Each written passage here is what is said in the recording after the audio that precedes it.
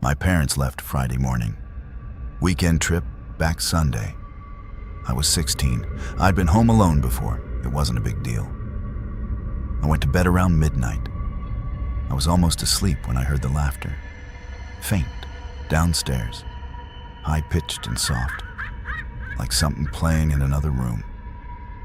I lay still and listened and told myself it was coming from outside. Then it came again, closer, and I sat up. My phone was in the kitchen. I'd left it on the counter charging while I watched TV. And like an idiot, I'd gone to bed without it. I needed it. I went downstairs in the dark. I didn't turn on any lights because I don't know why. Instinct, maybe. The laughter had stopped. The house was quiet. I crossed the living room and went into the kitchen and grabbed my phone off the counter. Then I looked out the window. The kitchen window looks out over the backyard. A woman was sitting in one of the deck chairs beside the pool. She was already looking at the kitchen window. At me. She was sitting with her hands in her lap, perfectly still. She had been sitting like that. I understood immediately. For a long time. The whole time I was upstairs. The whole time I was lying in bed trying to sleep. She wasn't looking at anything else. She was watching the house. She was watching me. I called my mom. I kept my eyes on the woman while it rang. My mom picked up on the third ring, and I told her in a low voice what I was seeing. She told me to stay inside, lock everything, and call 911 if anything happened. I was mid-sentence when the woman stood up. She walked toward the house, not fast at first, just walking, straight toward the back door. Then she started running. I backed up against the far wall. I heard her try the back door, handle rattling, pressure against the frame. Then nothing. Then footsteps along the side of the house. The side door. Same thing. The handle, the pressure, then silence. She went all the way around. Every door. She tried every single one, working her way around the perimeter of the house methodically. And every single one was locked. My mom was still on the phone. I couldn't speak. I just stood there with my back against the kitchen wall and listened to her work her way around the outside of my house in the dark. Then it stopped. Silence for about 30 seconds. Then she was back in the yard, standing at the edge of the pool deck, looking at the kitchen window again. I don't know how long we stayed like that. She smiled, and she turned around and walked to the back of the yard and went through the gap in the fence and disappeared into the darkness between the houses. I called 911. 2 officers came and walked the yard and the surrounding street. They didn't find anyone. They asked if I recognized her. I said no. They wrote something down and told me to call back if she came back. Then they left, and I sat on the kitchen floor with every light in the house on until my parents got home Sunday morning. I never found out who she was. I never found out what she wanted. I don't know if I want to.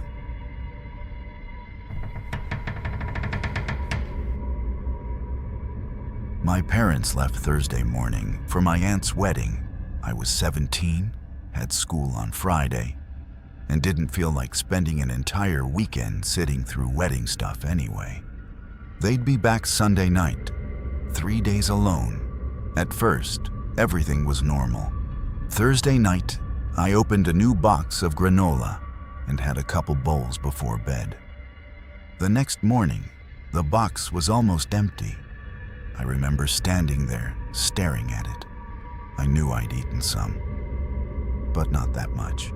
Still, it wasn't exactly impossible. Maybe I'd been snacking while watching YouTube and forgot about it. Weird, but whatever. I left for school. When I got home Friday afternoon, one of the pantry cabinets was slightly open. Not wide open, just enough to notice. I closed it and didn't think much of it. Then Saturday morning, I walked into the kitchen and found the cabinet under the sink hanging open. That one actually stopped me for a second.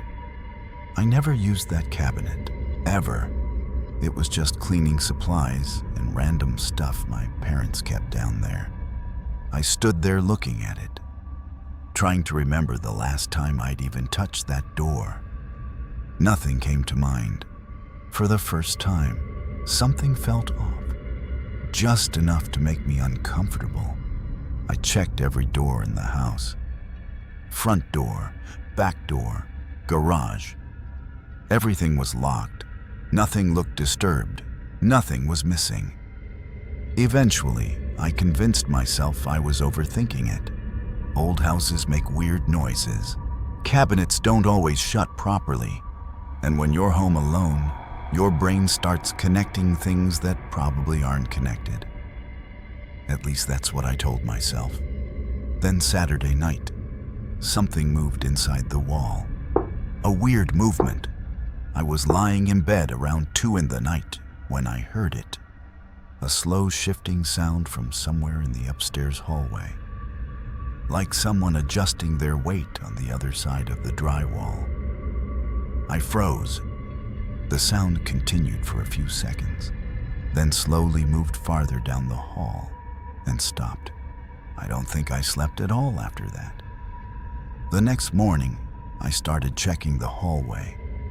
At first, I wasn't even sure what I was looking for. I just knew something about that sound didn't feel right. At the very end of the hallway was a small linen closet. Towels, blankets, the kind of closet you walk past your entire life without paying attention to. I opened it and started pulling things off the top shelf. A few seconds later, I noticed something strange. There was a seam in the back wall, a rectangular outline near the floor that absolutely shouldn't have been there. And the second I saw it, my stomach dropped. I stood there staring at it for nearly a minute, trying to convince myself it wasn't what it looked like. Maybe it was some kind of utility access. Maybe part of the house's original construction. Maybe there was a completely normal explanation. The problem was that I didn't actually believe any of those explanations. Something about it felt wrong. I reached down and ran my fingers along the edge of the seam. There was a small gap, just enough to get a grip. The second I pulled, the panel shifted inward. My heart immediately started racing. The panel wasn't locked. It wasn't nailed shut. It swung open, like it had been opened before, a lot. Behind it was complete darkness. I couldn't see a thing. Not a wall, not a floor, nothing. Just blackness and a smell. The air felt warm, occupied. Like somebody had been spending time in there. I took one step back and closed the panel. Then I walked downstairs. I wish I could tell you I immediately started investigating. I didn't. I stood in the kitchen for almost 5 minutes, trying to decide whether I even wanted to go back upstairs. Eventually, curiosity won. Or maybe stupidity. Probably both. I grabbed a flashlight from the garage and headed back up. The panel was exactly where I'd left it. I opened it again and pushed the flashlight into the darkness. The beam revealed a narrow space running between the walls. The area couldn't have been more than a couple of feet wide. Just enough room for someone to crawl through. Or sit. Not enough room to stand. At first, I didn't notice anything unusual. Then the flashlight landed on a sleeping bag, a used one, flattened from repeated use. A backpack sat beside it, partially open, clothes spilling out, and a large plastic bag filled with granola. I stared at it for a second. It was my granola, the same box I'd opened Thursday night, the same granola that had somehow disappeared. I don't remember deciding to climb inside. 1 second I was standing in the closet, The next, I was crouched inside the hidden space, sweeping the flashlight across somebody else's belongings, trying to understand what I was looking at, trying to understand how long this person had been living there, and more importantly, whether they were still there.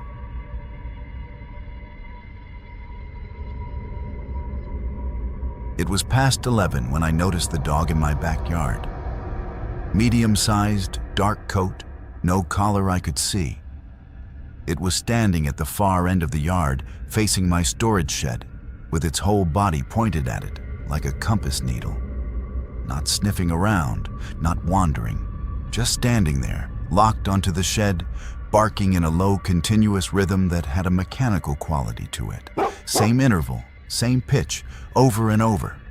I opened the back door and called to it. It ignored me completely, didn't even flinch. I tried again, louder. Nothing.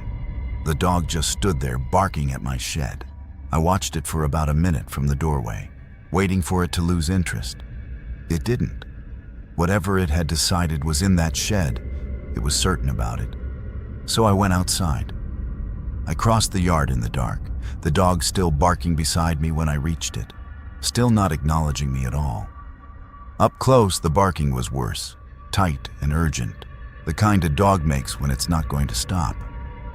I grabbed the shed handle and pulled the door open. It was completely normal, everything exactly where I'd left it. No animal in the corner, no person crouched behind the mower, nothing. But the smell was immediate, heavy and low, the specific kind of smell that sits in the back of your throat. I couldn't place it. I stood in the doorway trying to identify it and couldn't. I turned around to look at the dog. It was gone. There wasn't any sound of it running. In the time it took me to look away and look back, a dog that had been barking continuously for 15 minutes had simply stopped existing. I stood in the dark backyard for a long moment. Then I went inside and locked the door. I couldn't sleep. I kept coming back to the window and looking out at the shed. Nothing moved. The yard was empty. Around 2 in the morning, I finally stopped checking. When I went out the next morning to look at the shed in daylight, the smell was completely gone. I went through everything inside, moved the mower, checked behind the bins, looked at the floor. Nothing. No sign of anything. There was one thing. On the exterior wall of the shed, at ground level, a strip of the wood siding had been disturbed.